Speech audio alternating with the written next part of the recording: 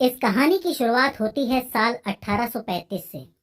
British east India company Bharat में कई तरीके के अधिनियम ला रही थी और उन्हीं अधिनियमों के तहत कंपनी ने भारतीय नमक पर 1835 में नमक कर यानी कि द सॉल्ट टैक्स लगा दिया। यहाँ भारतीय नमक का मतलब था कि वो नमक जो भारतीयों द्वारा बनाया जाता था, भारतीयों द्वारा संग्रह किया जाता था और आम भारतीयों को बेचा जाता था। कंपनी को इस बात का अंदाजा था कि नमक एक ऐसा पदार्थ है जो आम से लेके खास हर एक आदमी के लिए बहुत जरूरी है और इसीलिए अंग्रेज इस व्यापार पर एकाधिकार चाहते थे, यानी कि वो इस व्यापार को कंट्रोल करना चाहते थे, नियंत्रित करना चाहते थे। अब इस एकाधिकार के लिए जरूरत थी इस चीज की कि भारत के बाजारों से भारतीय नमक को खत्म किया जाए और कंपनी ने इस भारतीय नमक को बाजार से हटाने के लिए कई तरीके के कानून बनाना शुरू किए और अंततः जब भारत में ताज का राज आया, यानी कि जब कंपनी राज खत्म हुआ, तब साल 1882 में ब्रिटिश सरकार ने भारत में नमक कानून लागू कर दिया। इस कानून के अनुसार भारत के बाजारों में सिर्फ अंग्रेजों द्वारा आयातित नमक ही बिक सकता था।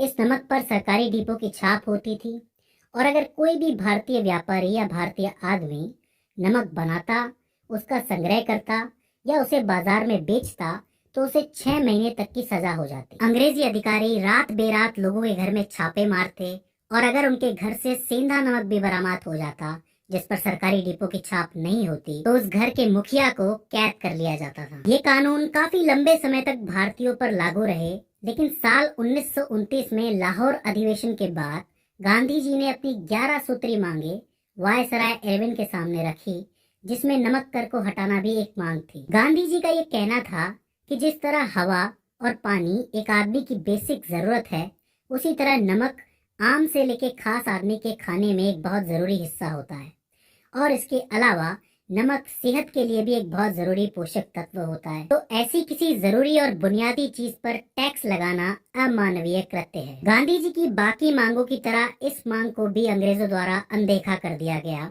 और अंततः 12 मार्च 1930 को गांधी जी ने अपने 78 समर्थकों के साथ अहमदाबाद के साबरमती आश्रम से अपनी दांडी यात्रा शुरू कर दी। यह यात्रा 24 दिन तक चली और 24 दिन के बाद 241 मील का रास्ता तय करके गांधी जी गुजरात के दांडी तट पर पहुंचे। इस यात्रा में गांधी जी व उनके समर्थक रोज 10 से 12 मील का सफर तय करते और आगे बढ़ते। जब वे सभी लोग गुजरात के दांडी तट पर पहुंचे तब गांधी जी के समर्थकों की संख्या, जो कि पहले 78 थी, अब वो हजारों में परिवर्तित हो चुकी थी। 6 अप्रैल 1930 को दांडी तट पर नमक को अपने हाथों में लेकर गांधी जी ने कहा कि आज मैं इस नमक को अपने हाथों में लेकर ब्रिटिश साम्राज्य की नींव हिला रहा हूँ। और इस तरह गांधी जी ने सविनय अवज्ञा आंदोलन की शुरुआत की, यानी कि एक ऐसी अवज्ञा जो असहयोग के बाद आई थी।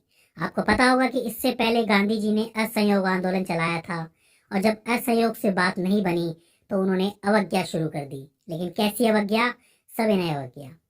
इस यात्रा के बाद गांधी जी समेत 80,000 भारतीयों को जेल में डाल दिया गया। लेकिन जब ये बात बाकी दुनिया तक पहुंची कि नमक जैसी चीज के लिए इतने हजारों लोगों को जेल में डाल दिया गया है, तो इससे ब्रिटिश साम्राज्य की परेशानियां और बढ़ गई। परिणाम ये हुआ कि गांधी जी और कांग्रेस को भारत के संविधान में क्या क्या संशोधन होने चाहिए ये डिस्कस करने के लिए लंदन के गोलमेज सम्मेलन में आमंत्रित किया गया। लेकिन कुछ एक कारणों से ये गोलमेज सम्मेलन सफल नहीं हो पाए और फाइनली जो सविनय अवज्ञा आंदोलन है वो कंटिन्यू रहा, जिसने भारत को आगे चल के आजादी भी दिलाई। गांधी जी ने दुनिया को ये बताया कि चीज चाहे नमक हो चाहे सोना चांदी, अगर उसके माध्यम से किसी भी इंसान पर अन्याय किया जा रहा है तो उसके खिलाफ आवाज उठाकर आप बड़े से बड़े साम्राज्य को भी हिला सकते हैं।